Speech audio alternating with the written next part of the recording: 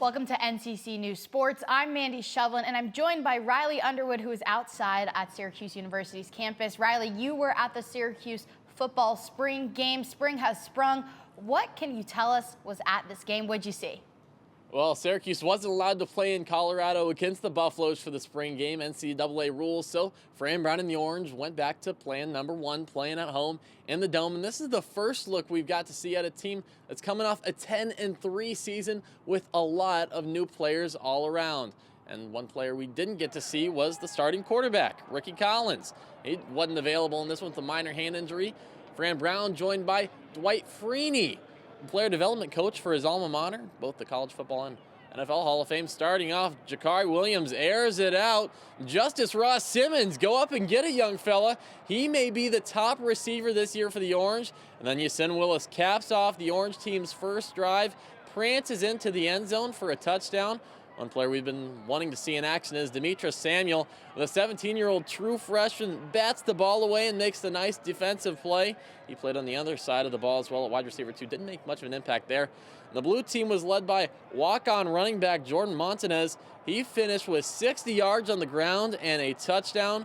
Blue team comes out on top 16-14, but the biggest story was on the sideline. Starting quarterback that wasn't on the field. I gotta be safe. Gotta think about the future, right? Seeing those other guys that were out there playing, they did a good job, but Ricky was a lot further ahead. So, I didn't want to mess anything up. So we're just excited about having the opportunity of making sure our quarterback's back when we come back on time in June and being ready to go. Ricky's the guy, so we're excited about Ricky. We're just over 4 months away from the season opener against Tennessee.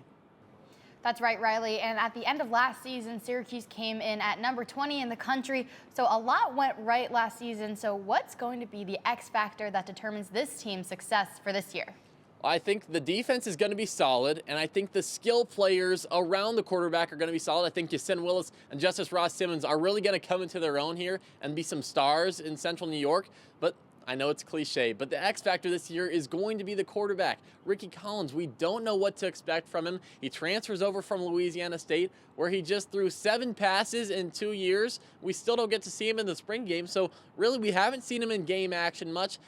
We've heard he's going to be good, but we really don't know until we see him. I think he's going to be a more mobile threat than Kyle McCord was last year, but that arm talent, we don't know just yet. I think the most interesting player and fun player to watch, that's going to be Demetrius Samuel Jr., and I think we're going to see a lot of him. He's going to play on both sides of the ball. I think he's going to start at defensive back. He'll come off the bench at wide receiver. I think Demetrius Samuel is going to be a fun and interesting player that will be developed hopefully over his 3 or 4 years at Syracuse, and Fran Brown has a lot of plans in store for him.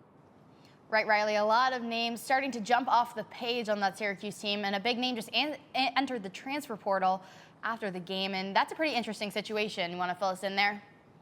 Yeah, Trevor Pena has transferred. He's moved on from Syracuse, entering the portal. And this is the player that caught the most passes for the Orange last year, so they don't return their top leading receivers. But Trevor Pena's story is very interesting in its own right, because head coach Fran Brown has been very outspoken afterwards about what went down. I mean, Pena was a team captain, expected to be the man catching passes this year, but expecting too much money. Fran Brown said near the $2 million range. He said, "Nuh-uh, I'm not paying that." He also said he wasn't happy with how he handled the situation. He said, "You got to focus on playing." He said he had some comments about the quarterback.